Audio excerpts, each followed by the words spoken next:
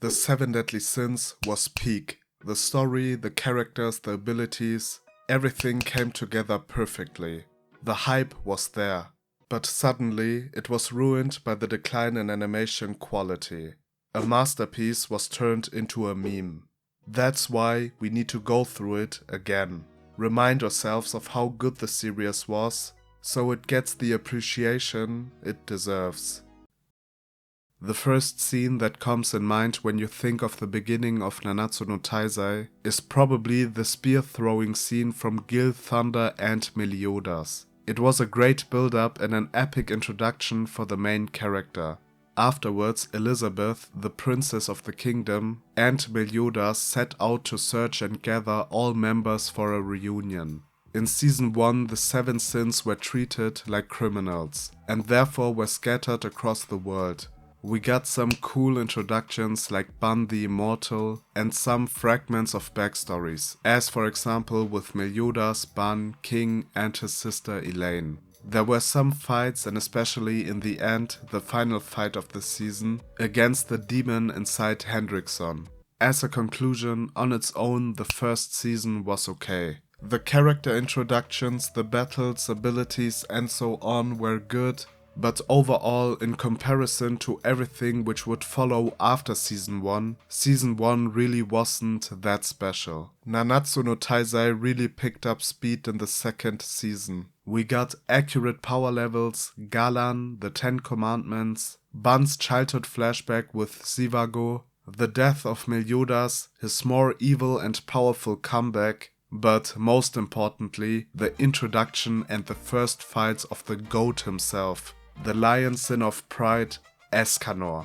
But one thing at a time. The power level concept was an interesting attempt inspired by Dragon Ball Z. Unfortunately, the power system in Nanatsu no Taizai wasn't used until the end, but I still liked the concept, because the anime community loves power scaling even across verses, and having a mangaka implementing power scaling in that precise way was interesting. The problem, the more individual the abilities become, the more difficult it is to maintain a general standard.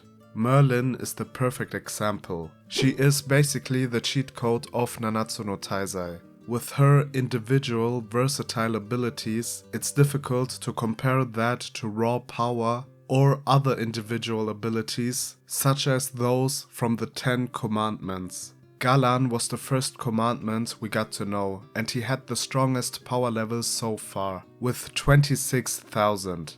Before Galan's reveal, the power level of Meliodas during Season 1 and at that time was 3,370. Galan completely broke the scale, although being the weakest commandment. These are always very important moments in stories. It is a reality check, showing the new upcoming levels.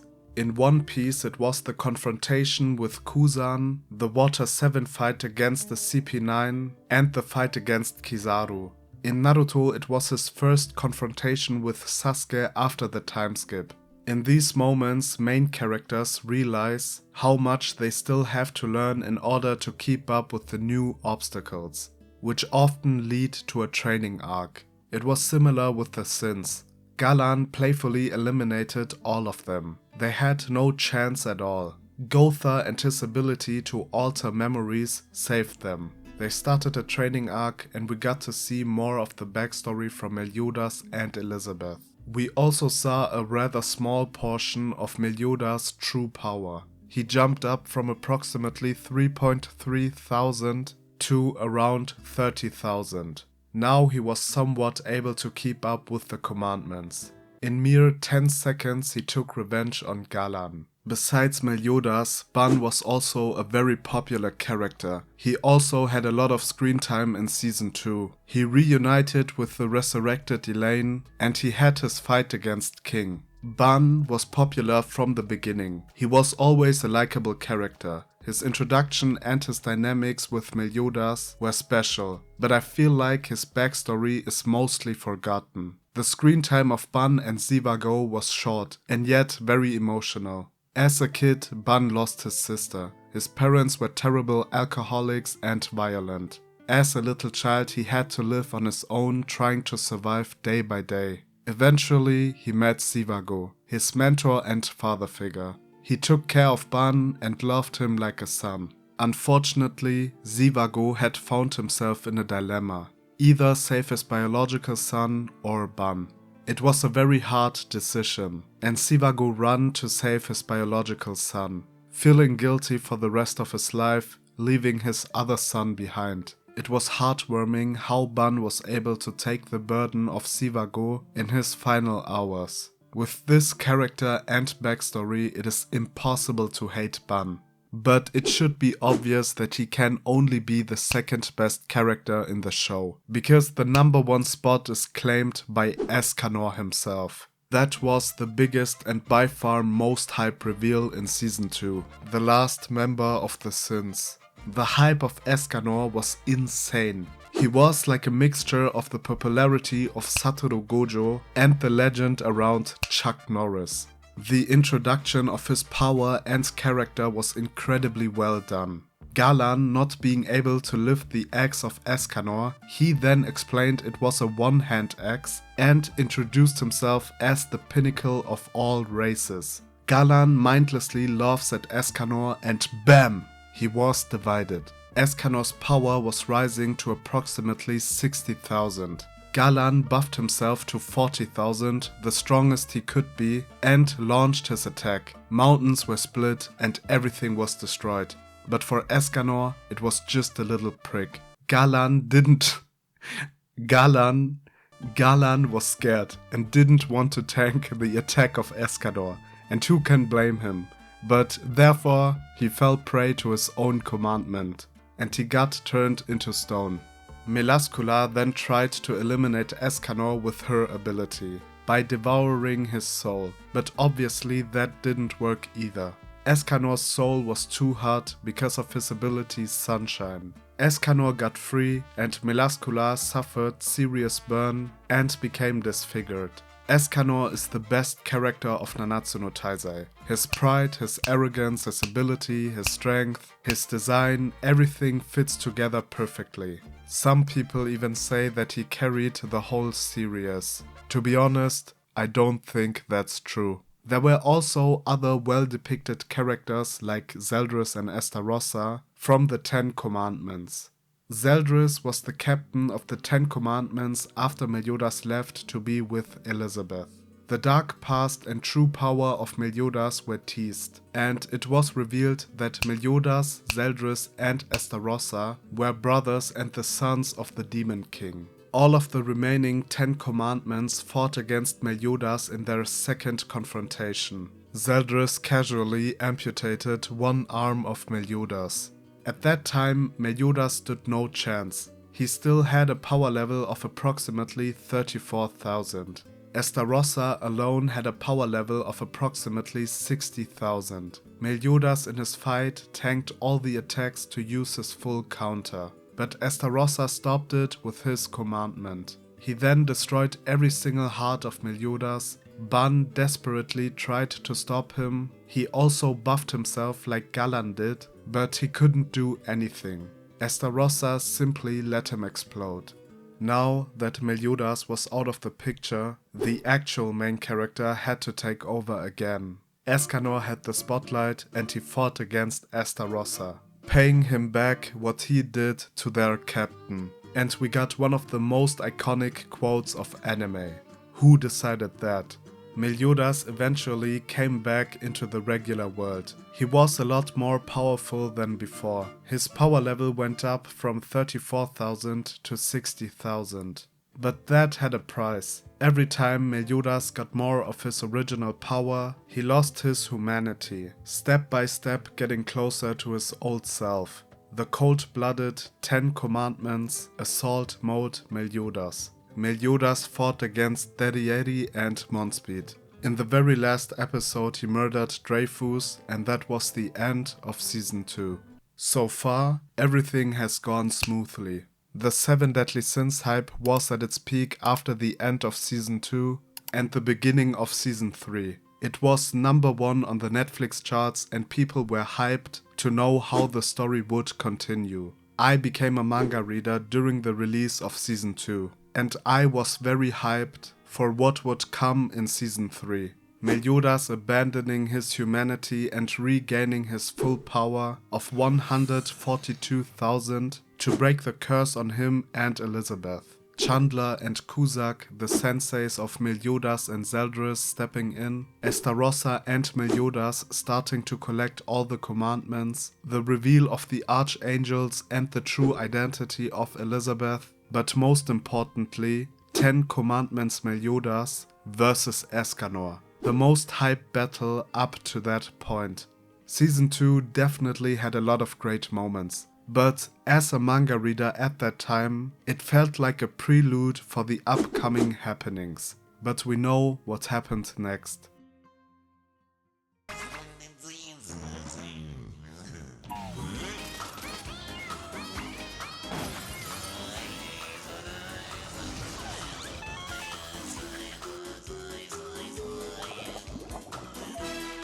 No one foresaw what would happen to the animation quality. The immense downscale was the main reason why Nanatsu no Taizai lost its popularity. In the last couple of years we have seen similar downfalls in animation quality, as for example Blue Lock Season 2, Uzumaki after just one episode, or One Punch Man Season 3. At the time of Nanatsu no Taizai there were also poorly animated anime series, like the CGI catastrophe on Berserk, the first 60 episodes of Black Clover, and the first 27 episodes of Dragon Ball Super. But usually the animation quality got better over time. At that time, One Punch Man Season 2 was already a step back from the first season, and Tokyo Ghoul Re was also a step back from its first season.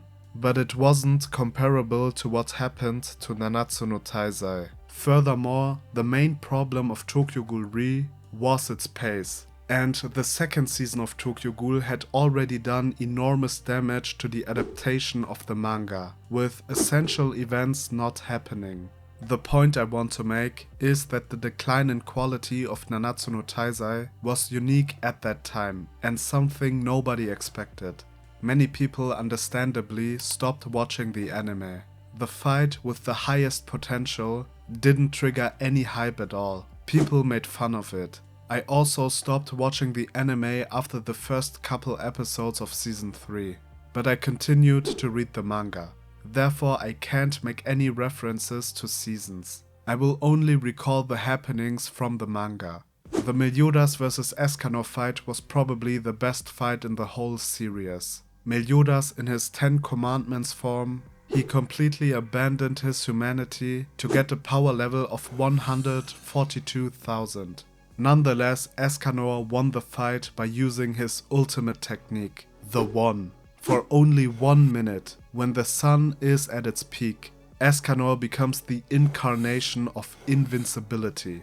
Escanor humbly named his strongest attack after himself. The fights in Nanatsu no Taizai were great, but the story was also pretty good. Besides the whole backstory and character of Ban, we also got some great plot twists. The original Gotha, a very strong demon and former commandment who died a long time ago, manipulated every character in the verse. It was revealed that Meliodas had only one brother, namely Zeldris. So Estarossa wasn't the third child of the Demon King. In actuality, he was never a demon in first place. He was the alleged murdered Archangel Ma'il, the former bearer of Escanor's ability Sunshine.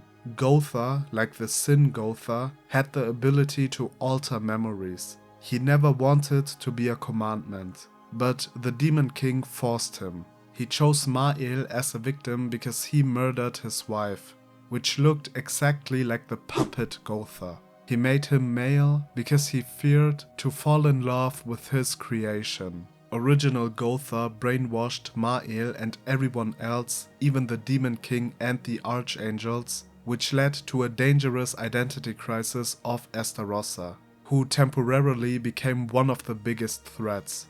A character who died a long time ago, still having that much impact on the story with the actions of his past is genius writing. The reveal of Gotha was definitely some Toji Fushiguro level. Base Mael was already the strongest archangel. The extra commandments of the Demon King made him an uncontrollable being. He fought against everyone. Another major reveal was the fusion of Cusack and Chandler as the original demon. They protected Meliodas, who inherited all 10 commandments. Merlin commented after the reveal of the original demon, the Sinner, that their chances to win dropped to 0. The remaining sins, with the enormous help of Mael with Sunshine, were able to overcome the original demon. They thought they were in time to stop the transformation of Meliodas, but when they looked at the cork from behind, they realized that it was already open. Meliodas already completed his transformation, but it was different than expected. The demon who is powerful enough to inherit all 10 commandments will automatically be taken over by the Demon King. The last positive aspect I want to talk about are the power-ups, because I think they were very well handled. Some of the 7 sins desperately needed a power-up.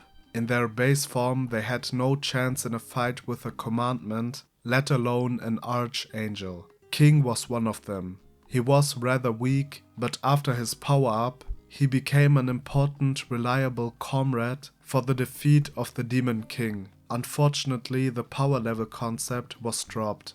I think the last major characters we saw power levels from were Cusack, Chandler, and the commandment Archangel Mael. Ban was in a similar situation as King. Although being a fan favorite, Ban remained the weakest sin for a long time. He had his immortality and could boost himself, but that was all. He still remained just a regular human. Because of his immortality, he was the perfect candidate to go into purgatory to search for human Meliodas.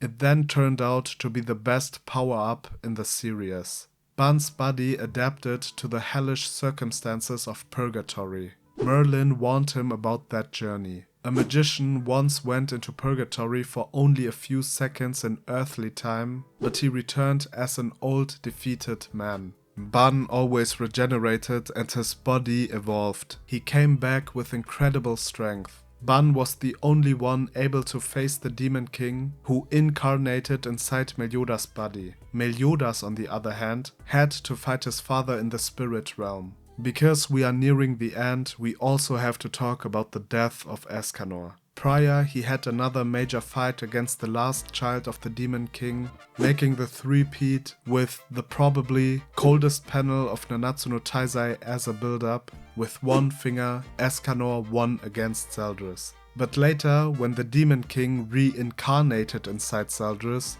Escanor begged Mael to give him Sunshine one last time, so he could protect his friends. Escanor, in his very last fight, activated his strongest move, which had the consequence of the destruction of his body. With the one ultimate and the help of his comrades, they were able to defeat the Demon King another time. Escanor didn't regret his decision to sacrifice himself. Unable to move, the love of his life gave him a kiss, and Escanor died standing. His death was tragic, and he died as the best character of Nanatsu no Taizai. Bro, Escanor, you were magnificent. As long as we live, we shall not forget you. Nanatsu no Taizai had great music. Hiroyuki Sawano, the composer, is the same who made the music in Attack on Titan. I can't play it here, because they probably strike the video, but if you haven't heard the Nanatsu no Taizai OSTs in a while, give it a try. And yeah, I think that was it. Everything I loved about Nanatsu no Taizai was talked about. Now, for the very end of the video, I want to briefly address some negative aspects of the story. The main reason for the decline in popularity was because of the drop in quality. As I said earlier, the story was for the most part at least decent, if not very good. But there were also characters and plots which were boring and rather annoying. For example, the constant and repetitive back and forth between King and Diane. Them being unable to express their feelings for each other, because at least one cannot remember their shared past, was incredibly annoying. King lost his memory one time and Diane 3 times. Diane also had some weird dance episodes which literally felt like filler. I also didn't like the whole story with Zeldris and his Twilight vampire girlfriend. It felt like the very low budget version of Meliodas and Elizabeth. My biggest problem with the end were the consecutive comebacks of the Demon King as the main antagonist. He reincarnated inside Meliodas, then in Zeldris, then in nature itself, and additionally we got multiple fights either in the spirit realm or in purgatory. I also didn't like the resolution about the highest goddess. Nakaba Suzuki, the mangaka, is obviously allowed to write what he likes. It is his work after all. And it was revealed that he always wanted to write and draw about the story of Arthur. So the current sequel named Four Nights of Apocalypse. But Merlin being able to just seal away the highest goddess, which was the equal opponent in power to the Demon King, felt too random for me. However, the idea of chaos and it being the origin of everything is interesting. It is a deeply Jungian concept, the so-called Ouroboros.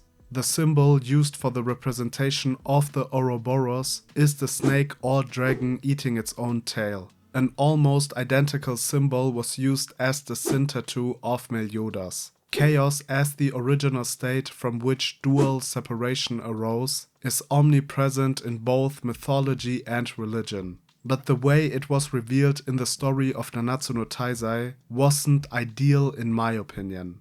It simply felt out of nowhere.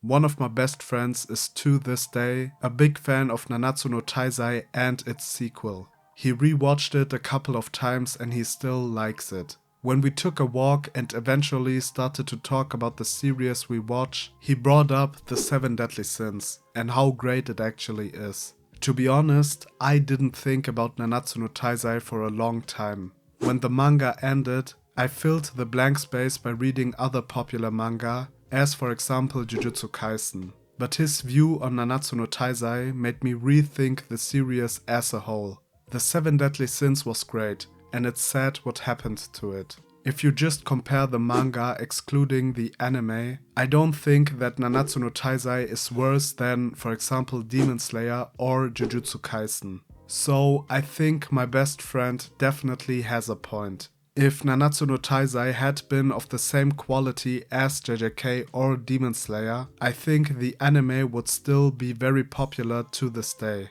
Because Nanatsu no Taizai has nothing to hide in terms of the story, the fights or the characters. As always, thank you for watching the video. If you enjoyed the video, leave a like and write your opinion in the comments. What do you think about Nanatsu no Taizai? Feel free to check out my other videos, subscribe to my channel, and hopefully see you soon.